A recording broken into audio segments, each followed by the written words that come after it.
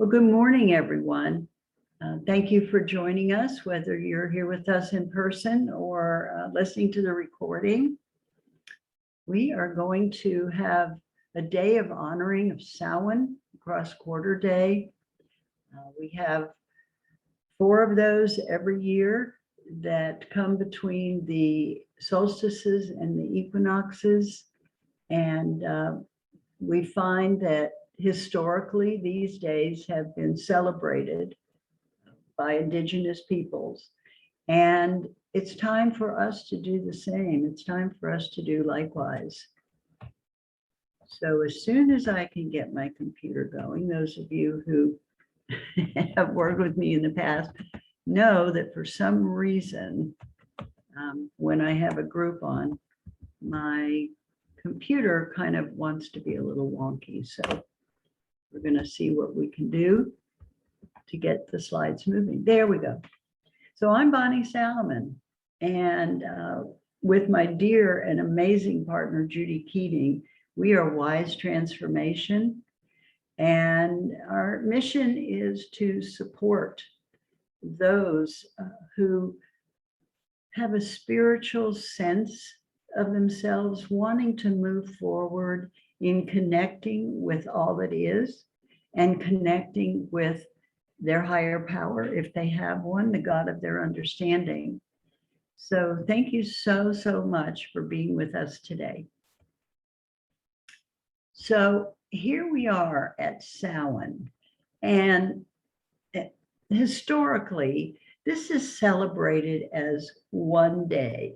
You know, it's the Day of the Dead, generally at Halloween.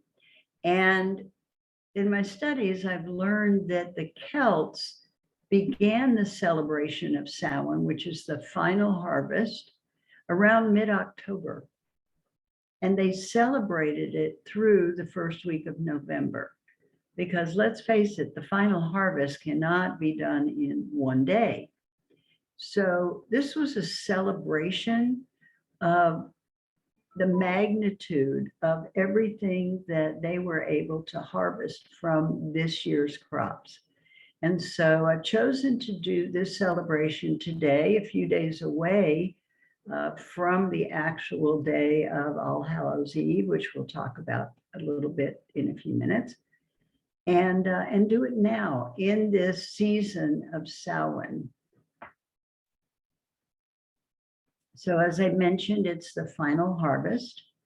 And from now on, and of course, this is more historically from the Celts, but too, even wherever we are in the Northern Hemisphere, from this day forward, the land is going to lie fallow. And it's doing this in order to regenerate itself, in order to give itself back what it needs to have to continue growing in the next growing season.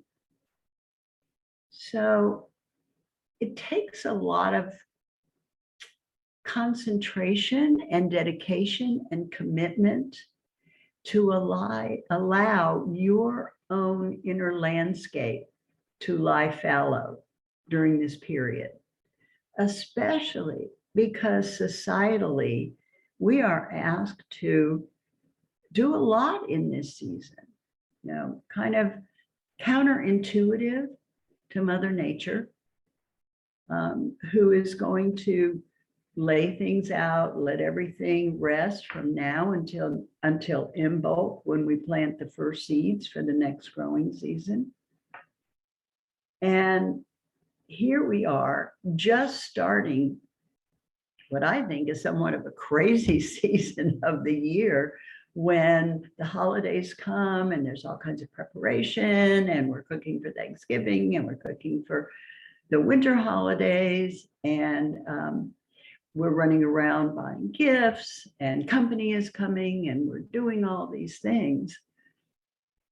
And as I said, it's a little counterintuitive to what Mother Nature is asking us to do, which is basically hibernate, you know, tuck into yourself, be willing to rest body and mind so that you regenerate enough to have a very fertile growing season starting with Imbolc in February.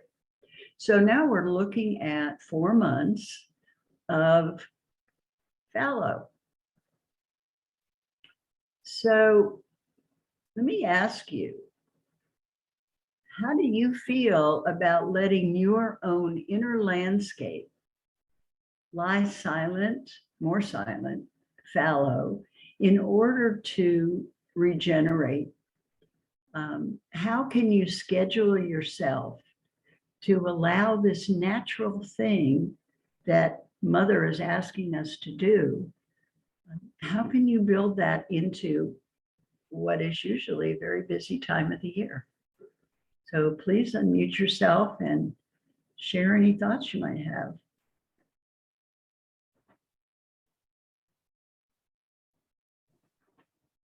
Andrea. Hi.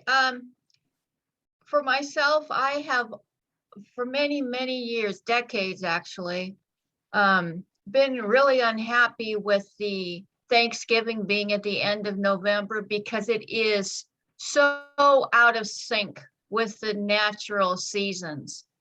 And so I am working, and it is work, to change my thinking so that I'm doing a harvest and Thanksgiving in October. Wow. Rather than November. I don't have any family to counteract this thing anymore. So it's really just about changing my inner landscape, as it were. But it is kind of a conflict because society is, in the US anyway, so focused on Thanksgiving and then Christmas, you know, and it really doesn't work on a physical level to do it that way. Wow, I've not met anyone before who has been willing to make that shift. So my hat's off to you, because you really are in sync with what Mother is asking us to do. So thanks for sharing. It's an ongoing process. Yes, it is. Yes, it Thank is. you. Thank you. Catherine, did you want to share something, sweetheart? Yes. A couple of weeks ago, a television program called The Apprentice had a celebration of Samhain. And what they did was they had a meal, but it was in silence to remember the dead who had died or something. And I thought, holy Moses, this is a television program that is recognizing something that's spiritual. And it really brought me into the season that is lying fallow, the harvest. And since I went for the priestess program, have become so more attuned to the evolution of the seasons and the changing of the seasons. So yes, this is a time of going within.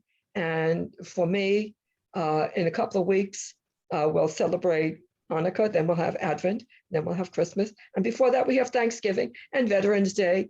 And so and All Souls Day.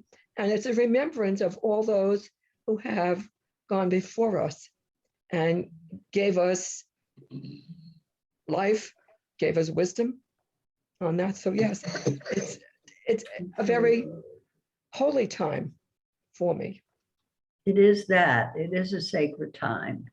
And probably of all the solstices, equinoxes, cross-border days, this is the one that connects us to loss, to grief. And so it does become a sacred time. And I appreciate your comments, Catherine. And, yeah, so what's wonderful is I feel like the world is starting to wake up to some of these rituals and times that that really put us in synchrony with Mother Nature and the natural world from which we have gotten so far away. And so, yeah, it's very heartwarming to know that there is waking up going on. Mhm. So I just found these interesting. These are old Celtic icons that you find with the Celts, and just this statuary goes back centuries. And Green Man, you find in all different forms on buildings in Ireland. And this is just one form. They come in many, many forms. But I just that iconography was kind of interesting. Okay, so what is the difference between All Hallows Eve and Samhain? So All Hallows Eve is, what we call Halloween. There's a lot of frivolity, and All Hallows Eve is light. It's a light note, but Samhain has more somber and religious undertones. So this is what we were just talking about, the sacredness of this time of the year. And All Hallows Eve is often a community celebration. You see people out cavorting about in costume, having a good time in a public setting. Samhain is that inner journey. It's that celebration, but privately. What Sandria was talking about, that ability by herself to recreate how she wants to do this time of the year. And All Hallows Eve is associated with Halloween as a one-night event, but Samhain is the season we were talking about from the middle of October through the first week of November. So we're holding both. There's a dichotomy between them, and they all come together to really make it a perfect season. So we have the opportunity to express outwardly, but we also have that inner journey that we take when we celebrate Samhain. And I loved seeing this. There's pictures on the internet if you care to look. The Celts announced Samhain by a ring of fire. So they would be gathered in a big circle over acres and acres. And one by one, they would light their fires until there was a whole ring of fire in the region. I imagine that was just an amazing sight to see one by one these trees lighting up. I think it would be awesome. So you're probably aware, and I may be preaching to the choir here literally, but this is the time of year when the veils between the worlds is the thinnest. And what that means for us is, for those who have passed before, we may have an opportunity to tell them what's in our hearts, receive messages from them, or just know how close they are to us at this time of year. So as long as we move into this season with an open heart and a willingness to see perhaps with our third eye, we have the opportunity to make a connection that we may not have made for a long time with someone who has passed over. So that alone is what makes it such a beautifully sacred time. Okay. So the Celts would celebrate only those who had passed in the last year. but we have expanded that, and we honor all those who have passed. Oh, And I want to share some things with you that I found extremely interesting. I found a wonderful, wonderful article. And let me see if I can, bear with me just a minute, because you may want to look at this yourself. It's www.patheos.com. And it's written by somebody called Dandelion Lady. But she talks about the people and beings that we don't often think about and honor at this time of year. And I thought it would be really a special thing for us to take a few minutes and maybe even discuss people you may have known or beings you may have known who have died that we don't normally recognize. So the first one is those who were killed in war or violence. And please feel free as these come up, if there's something that's wanting to be said from you, please feel free to share. So, you know, we've sent soldiers off to war, usually are beautiful young men, and many of whom may not come back. But there's also war in our streets and violence in our streets. And we are not necessarily honoring those people who have died unnecessarily. Now, of course, saying they died unnecessarily could be debated, but still, who is mourning for them? And so I think it is an important thing to think about those. And as we honor our own people who have passed, let's think about those who died at the hands of an enemy. And I use that term very loosely, or even in our streets, or even in domestic violence. I think we don't think about that very often, but just to have a moment where we think about their suffering and the price that they paid. And then, yes, ma'am, Catherine. And you may want to include all those who have been violated by human trafficking. That violence is horrendous. Absolutely. Some of them have died. The rest of them have these scars for life that they have to live with that.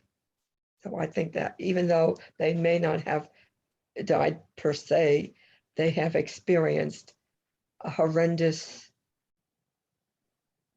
violence to themselves. Yeah, there's a spiritual death in that, definitely. Yes. Yeah, thank you, Catherine. Number 2, the ancestors who died for their beliefs and practices at the hands of tormentors.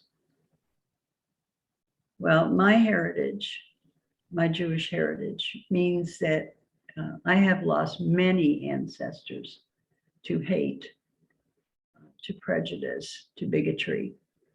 And we probably all have ancestors who experienced that in their lives. And even if they weren't of our blood, they were of our lineage. And so to take a moment and honor them as well seems a very prudent thing to do. One of the categories I found so interesting was her remembrance of animals who have died due to natural disasters or as a result of mistreatment by humans. And I think about all those beautiful animals in Australia that died in the fires, and our own animals here in the United States. from floods and fires, because goodness knows we've had a lot of them. And so the sweetness of the animal kingdom and what they bring to us, this is a time to also honor them and think about them, and even that animal families were torn apart by natural disasters and mistreatments. I have a cat that we rescued who, when she was found, had obviously been either thrown out of a car or kicked. Her part of her intestines were on the outside of her body. She had a hernia on the outside of her body, a big hole. And I think about who might have done that to her. But anyway, thank goodness she's healed and loving and kind. But there are a lot of animals who don't get saved. So just holding them in our hearts and our souls too. And then finally, those souls who never lived at all, either from miscarriage or abortion. I dare say most of us have not thought much about those souls that left before it was even their time to come. So any comments about that, about the perspective that this woman has brought? It's an interesting perspective because it includes all of creation on that. Human, animal, those who miscarried, those who had abortions, either elected or forced. And the forced is even more abominable than someone electing it, because. And that's a great point, Catherine, because if we wanted to, and I think we should include, as you were talking about all of nature, how about the trees that are destroyed and the ecosystems that are being destroyed by man? So, I think that's an important one too. I'm going to add to the list. I was thinking that too. I was also just thinking all of the species that have gone extinct. Hey, Tina, good morning. Good Thank morning. you. We don't get to see your beautiful face, huh? Ah, well, I'm kind of been out with my dog in the rain, so it's Oh, well, so glad you're with us, and thank you for that perspective. Yeah, I love that we're really opening this up to a new way, so much more expansive way of honoring this time of year. Very beautiful. Thank you all. Anything else? Yes, I think about those people who have been mistreated by doctors. And especially I think about the ones who were brought into psychic hospitals, giving treatments that they never should have had because maybe of their beliefs or maybe of just how they were. Often women. I have one I know about. That's very true. Yeah. And this perspective makes I feel like I come down in my body. It's interesting.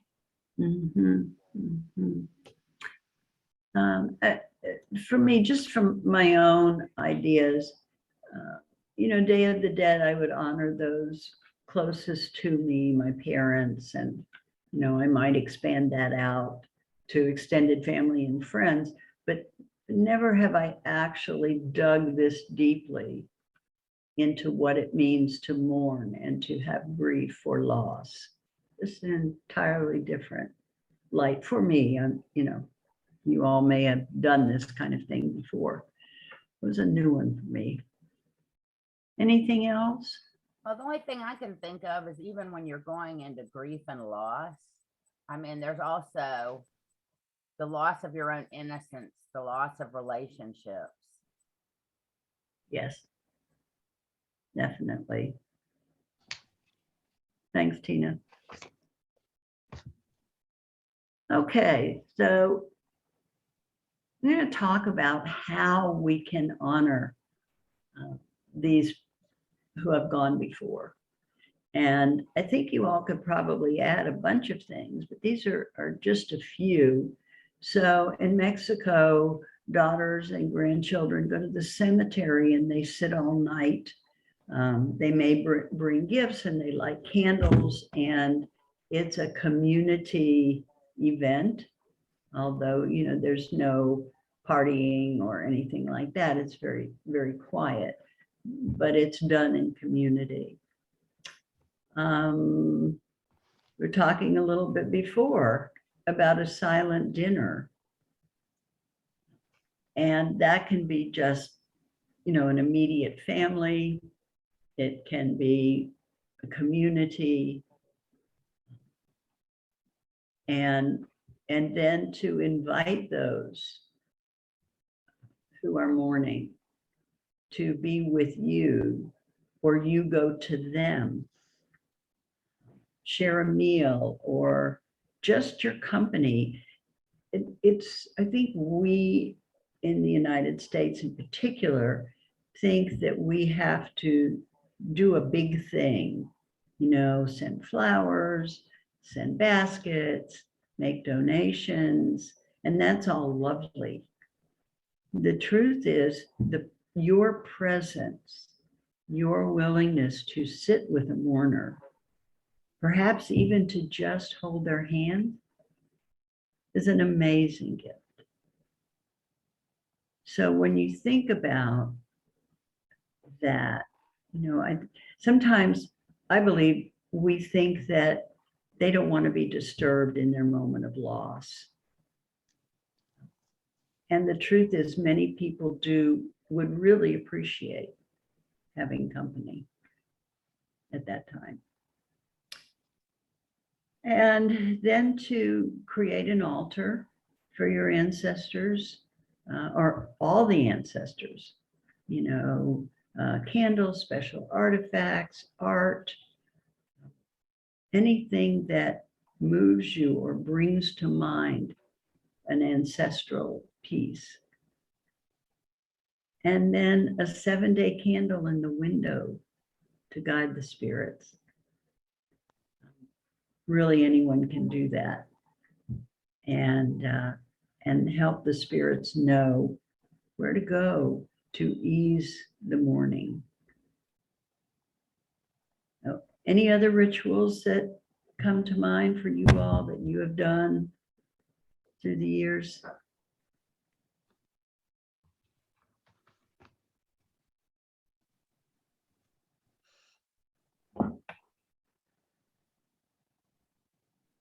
I have only done the set a place for somebody who is gone. Oh, nice. Like when you're having a dinner, you set a place for someone. I love that. Very nice. Thank you. Okay. So just as the Celts cleared the field so the earth could regenerate, so might we consider allowing our inner realm to lie fallow for a time in order to clear our bodies, minds, emotions, and spirits. What are you, we're going to take a few minutes and give you some silence. What are you willing to lay down or set aside for a time, so that by Imbolc, you will be regenerated enough to have a beautiful, fertile growing season starting at Imbolc in February. So just take a few minutes, give you some quiet.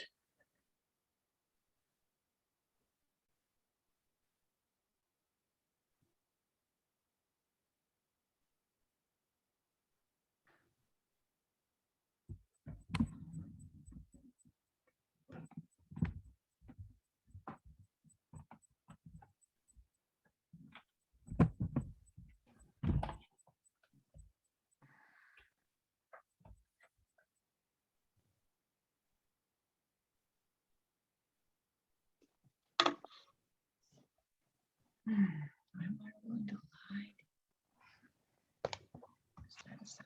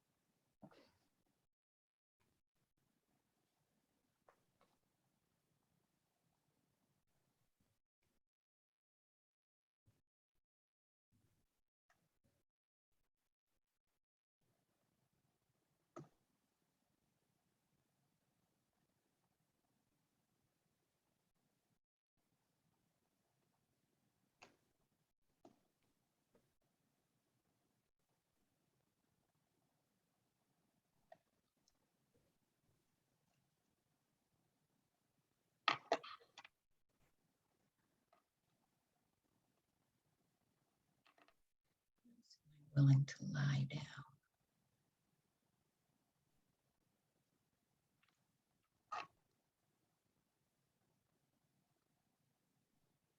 Take another minute.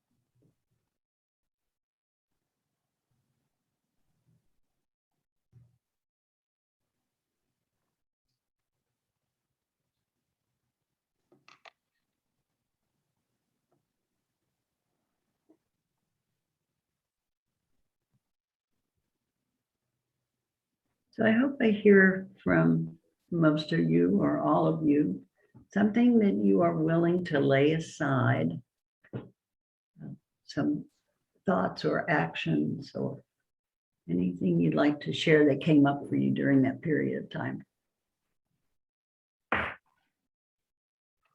To spend more time in meditation and quiet time for reflection. Thank you, Catherine. So maybe laying down a little busyness. For me, I thought about laying down expectations and demands on myself and others. Awesome, Tina.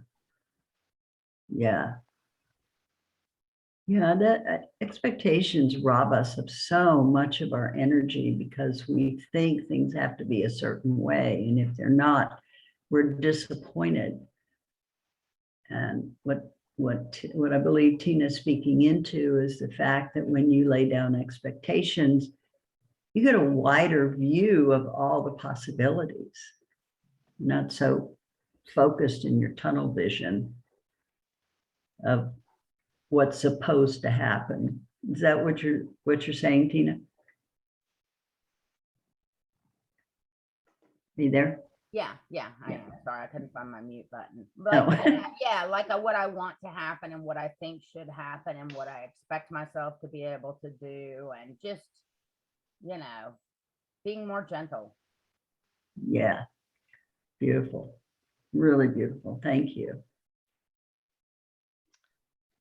I am thinking of not let the planning for the next season to be for a while. I can start again maybe in February or maybe Beautiful. January. And then I really long for to just sit before the fireplace and look at the fire. It's so nice. Awesome. Thank you. Well, I've got a big one. Okay, we're ready. I've been living on an inheritance for a number of years and it's almost gone. And I'm too old to go back to work for somebody else. So I have to lay down that whole thing about, oh my God, what's going to happen? What's next? How am I going to continue living?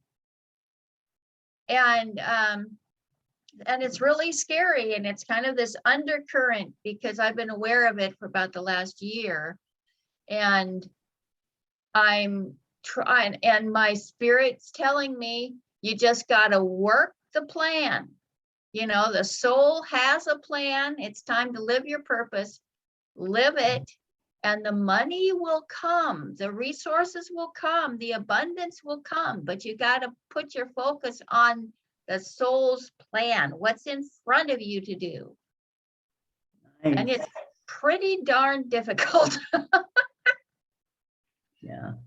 I think that goes back to the expectation piece too, that Tina was Mhm. talking about, Yeah. having that expectation. And I love that, you know, you're going to soul purpose. I mean, how can you go wrong regardless? Right. Yeah. I think mine kind of goes along with what you all have been saying, that the word that came to me was to reassess my need, what my needs are. And I think if I will reassess what I think I need, I'll find I don't need nearly as much as I thought I did. Yeah. And so I think I'm thinking along the same lines as you, and just allowing what my coach and I talk about is allowing the allowing, to Yeah. allow myself to just be present to what is coming my way, because the opportunities lie there. Oh, Leah, hi. I've got a message from Leah. Give up being in control. Wonderful. Thank you, Yeah. Leah. Yeah. Yeah, I think most of us can relate to that as well. It's nice to hear from you, Leah. Thank you very much. Anything else that you want to say about this, about laying down? Because I think everything that we've talked about, I didn't hear anything that was going to be particularly, in our minds, easy to do. Or we wouldn't be thinking about having to lay it down. These are all things that will take focus, will take a commitment. And so are you willing, and this is a rhetorical question, but I'm certainly glad to hear from anyone. Are you willing to really make that commitment to what you're laying down? Really willing to do it starting today? No, in relation to what Leah said, as far as giving up being control, I was thinking of it kind of, because I have the grasping and the whole ego thing, the things about, you know, being worried about lack and attack, and my thought is, even though I'm not great at always laying it down, but at least I'm at the point where I'm noticing when my ego steps in and wants to grasp and wants to force things and make it how I want. Because I also am having an issue with trying to figure out what my life purpose is for the next phase of my life. And you know, and in that you're fighting your ego and trying to listen to spirit. And so it's as much as I can lay down ego so that I can hear spirit. Thanks, Tina. I love that you brought up ego, because it is such a balance with our egos. And the reason I say that is because we need a certain amount of ego to survive and prosper. And what that means is we give up the parts of ego that don't serve our purpose. We would be unsafe if we gave up all of our ego. We would have no desire, no no desire to move forward. So we want to be really, I have learned, or I'm trying to learn, to be really measured with ego and know when it's serving me and know when it's not. And that's a wonderful body of work to dive into, is this ego piece. And because we don't want to throw the baby out with the bathwater in terms of ego. Healthy ego. Being willing to speak your truth is part of ego. Being willing to stand for what you believe is part of ego.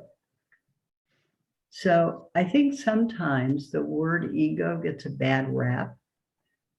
Societally, it's come to have a negative meaning, and it's not all negative. So just a consideration for knowing that there are aspects of ego that will really serve our purpose, and to discern what those are. Any thoughts about ego? Yeah, well, I mean, and I do a lot of studying on ego, and I think of it as ego versus truth. So you were talking, it might keep you from doing action, but if it's really in your truth and your spirit wants it, it's like, are the actions coming from ego, or are they coming from spirit? And Yes. so I mean, it's like ego is, a lot of it's about protecting you and what you needed to be protected as a child, but don't necessarily serve you now. So that's kind of how I'm defining ego as, and then letting spirit through as new way, just connecting to what's true for you, as opposed to, what your dysfunctional formations as a child were. Like Awesome. all the not good enough, I'm not capable, all those that you get as a kid and attach onto your ego. And it's the stories your ego tells you that aren't true anymore. And so then if you let spirit in, or whatever you want to call it, then, if that starts defining your path and letting how it makes you feel, does it make you feel worse or better? Does it give you desire and drive to go forward? Then I feel like that's coming from spirit, and spirit will tell you if people are violating your boundaries. Beautiful. Wonderful. Thank you so much for sharing that perspective, Tina. Anybody else? Ego piece is a big one. We spend a lot of time in the priestess process for working with ego, that's for sure. Anyway, just I hope this was a helpful exercise in how you want to handle these months coming up. What you want it to hold for you. There's treasures to be held when you lay down things that aren't serving you. Okay, well, my computer decided it doesn't want to move. So let's just spend a few minutes more thinking about this fallow piece and what happens in your body when you talk about laying things down and letting things lie fallow. So take just a minute, jot some notes. What happens in your body when you consider allowing your inner growth space to lie fallow?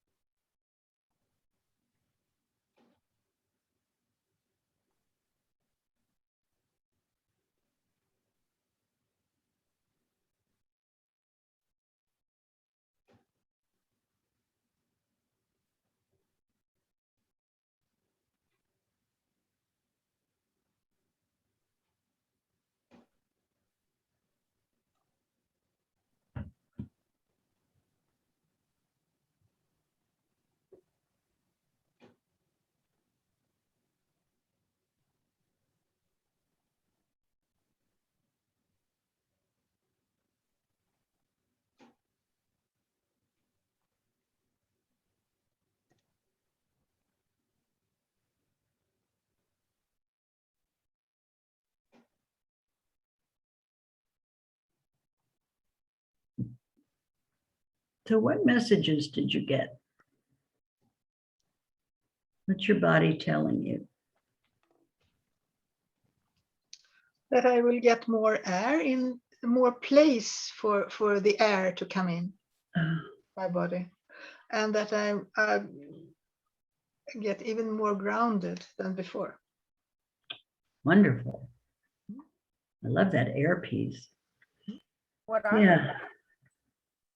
what I I'm was so- getting is letting it lie fallow. I'm actually trying to get it more fallow, I guess, and trying to get rid of things that, that, I mean, it's kind of like letting it die so that there is more space for what needs to come in. Mhm. Thank you. And I put down a renewal of soul, Mm, time for growth in the spirit, and time for gratitude for what I have been given. nice. Thank you. Thank you. Anything else? I took your first question and just felt into what my body, how it reacts to that.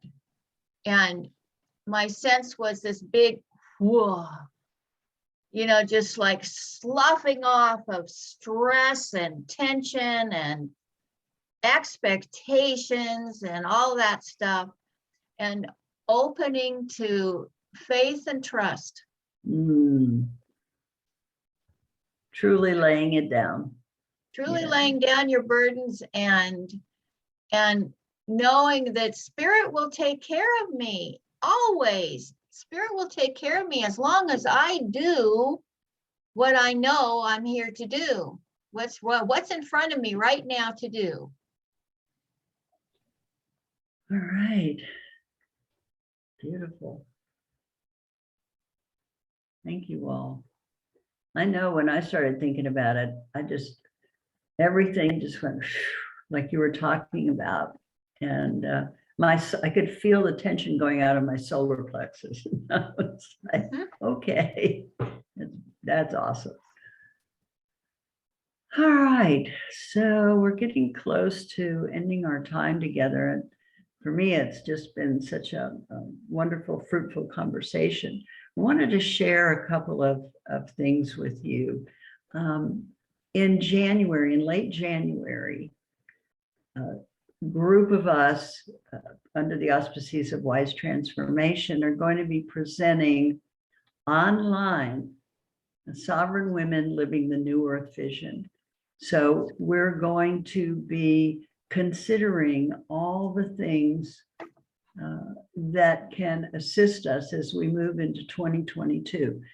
Many people have found 2020 and 2021 to be more than challenging. And how do we take the experiences of the last couple of years, add our own hopes, dreams, energies to create a new independent woman?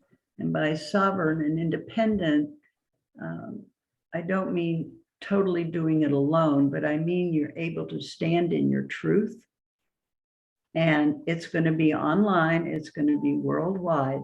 And many of the speakers who had been at the Galactic Gathering of Wise Women will be speaking again and on new topics.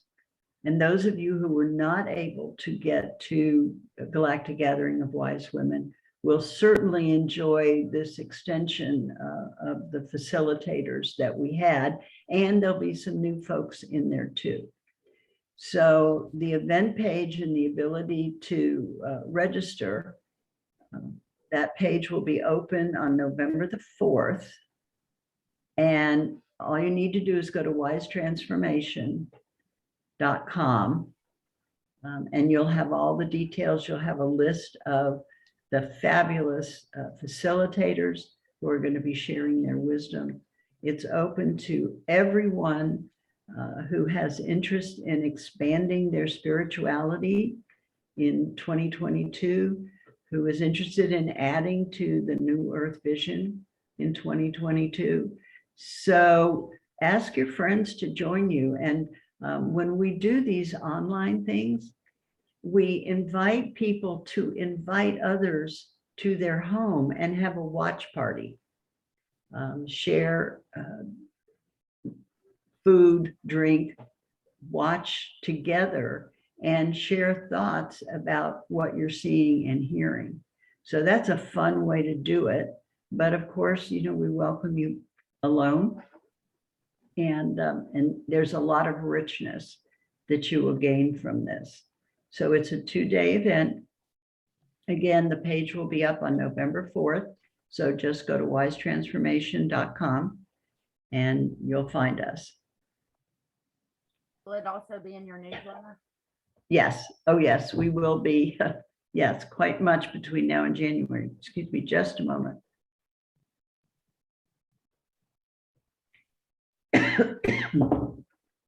Okay. And we offer so many lovely bonus celebrations, if you will, online. And Judy Keating, who does our wonderful new moon and full moon ceremonies, is doing the Scorpio new moon on Wednesday, November 3rd at noon Eastern time. So whatever that is in your time zone. And that will be in the newsletter as well. You'll be getting notifications of those. So I'd like to get just some closing thoughts from you about this last hour, and maybe an aha, something that you want to carry forward from our time together.